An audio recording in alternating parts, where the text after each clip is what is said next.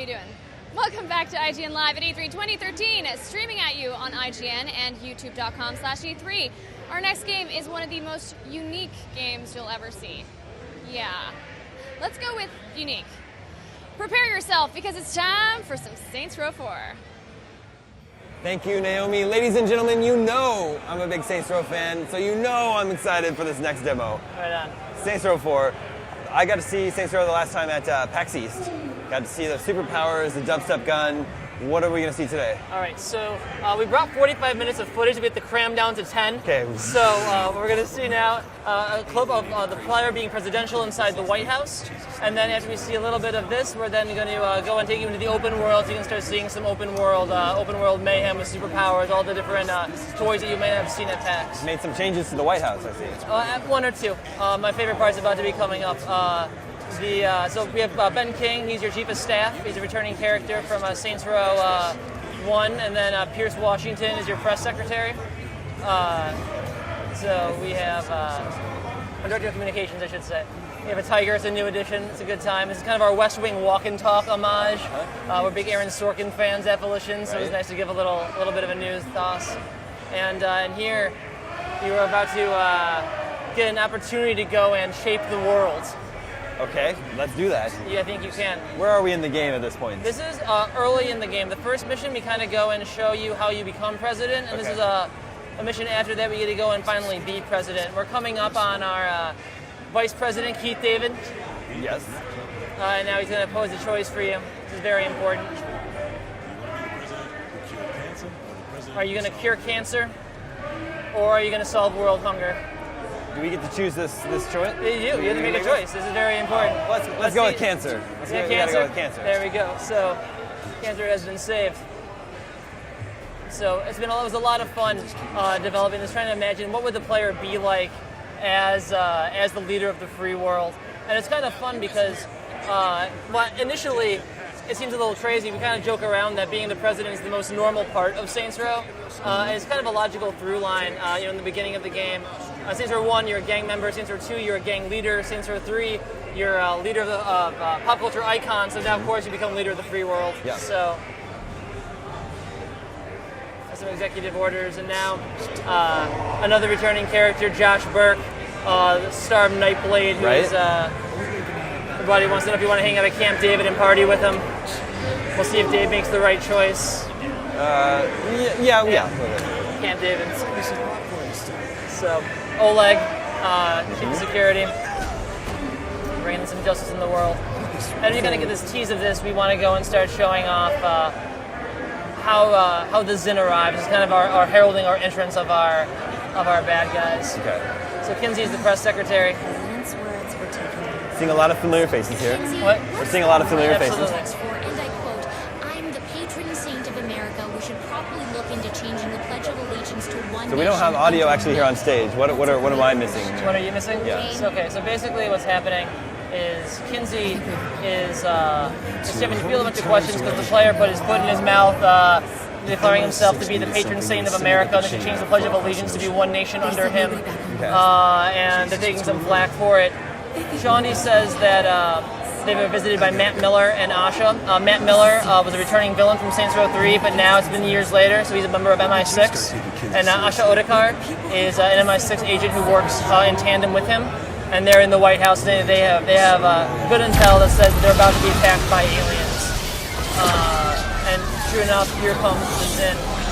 This here is Zinyak. He's the leader of the Zin Empire.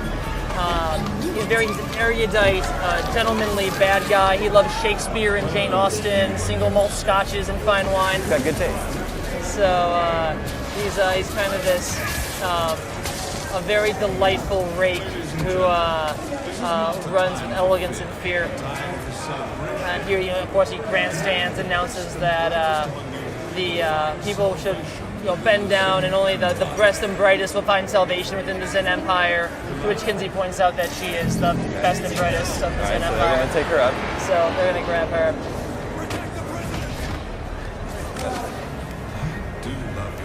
And this is where we start having to go and defend the White House, as the player will go and take matters into his own hands. So basically, one by one, your colleagues become abducted by these aliens, and then this sets the stage as you get brought into the simulation. Then you have to go and free them and bring your cabinet back together to go and stop this alien mess. So, priority number one, of course, is getting to your Oval Office so you can go and find safety. So we just have a pistol here? Yes, just a pistol for here. And so this is Asha. She is the MI6 agent that they were talking about. She's explaining that Keith David ran ahead, so you have to go and find some weaponry to go and defend the White House. Of course, the Oval Office, Johnny Gap Bus goes and decides to go and get some toys and start bringing justice to the world. And from here, you go and you have to go and fend off the invasion at the White House.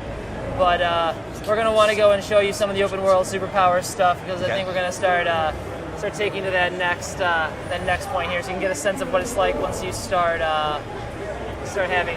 Now, Saints Row is a lot about customization, right? Absolutely. So the player's president probably won't look anything like that, right? Of course, it can be a man or a woman. Yeah. Over here you can see a virtual rendition of Steelport. We totally went through and we vamped all of the rooftops as being a whole new type of a gameplay. We want to have there's a lot of more verticality. You leap over buildings, you fly through the air. There's a thing called Death from Above, where you can go and strike with superhuman speed to go and obliterate things around you. Running through cars and whatnot. Now, we of course have these powers already unlocked, so you can go and just kind of get a taste of it. But you unlock these as you progress through the game. One of the things that you'll get a chance to go and do is around the world find lots of hidden objects that you use as a currency to fuel these superpowers. So, like in the beginning, you might be able to lift up a person with telekinesis, but then as you start equipping, you can upgrade that to pick up cars or tanks to catch things in the air and then throw it mid-air as well. This is one of our new weapons, the black hole gun. Creates a mini singularity that sucks things inside of it for maximum destructive force. At what point in the game do you start getting these superpowers? Well, after you get abducted, the dubstep becomes a favorite. Sorry, after you get abducted, you're put inside this virtual simulation, and that's when you kind of learn you can break free and start breaking the rules of simulation and gaining your superpowers. And it was really important for us that we start giving you these things relatively early, because we want you to go and play with them and have fun. Yeah. But then as you progress through the story, we unlock powers along the way. But in the open world, we let the player go and choose what sort of upgrades they want for it. So for instance, you could go and know, if I want to pick up a new version of telekinesis, if I do this activity, I can go and improve it in this way. This is another new power we're showing off called Buff. Basically it creates this aura of flame around you whenever you walk by a pedestrian, they ignite. And also whenever you shoot a gun, it ignites people on fire as well at range. So you kind of create this nice back and forth with that. And some of our aliens on their alien jet bikes, they can hover around, find you wherever you go.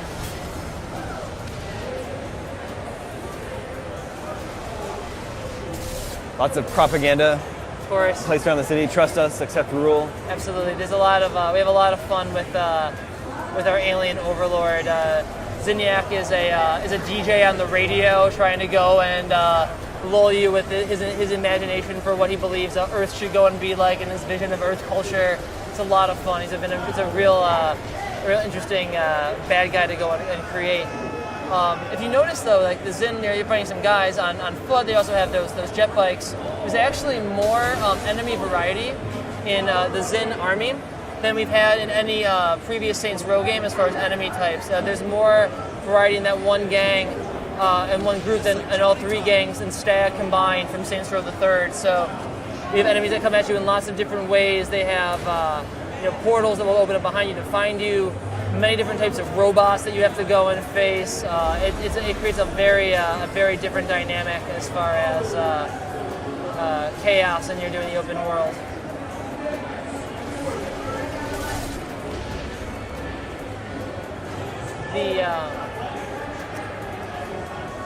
What was the little icon that popped up in the middle of the screen? Oh, that's him selecting a new power. So he was switching between. You can switch on the fly between Stomp, which is that radial blast that you've been seeing, or an ice attack, or telekinesis. Obviously wall running and whatnot. So like here he switched to his ice power, and he's going to try to bring down that ship by turning it to ice. Cause it to crash down, unfortunately, on himself. And you can drive all these vehicles? Absolutely. We have went through a lot of work to make sure that we have lots of fun vehicles for you to go and play. So much of the game is spent, running through the world, leaping over buildings, that whenever we added a vehicle, we wanted to make sure it was a meaningful one that would be fun for gameplay. Nice. It looks like so much fun. It's a good one, yeah. I can't wait to play this one. It's out August 20th? August 20th right? on PC, PS3, and Xbox 360. Awesome. Thanks so much for bringing it by. Thank you, sir. Back to you, Naomi. Oh my gosh, I totally love Man, that's okay. I am going to be playing a lot of that game when it comes out. How about you guys? Are you excited for Saints Row's return? Well, tweet at IGN with the hashtag E32013 and let us know what you think. I'm sure there's a lot of opinions on that game. Okay, next up, we're going to go from colorful superpowered beings to colorful superpowered beings. Easy segue on that one. The Wonderful 101 is next.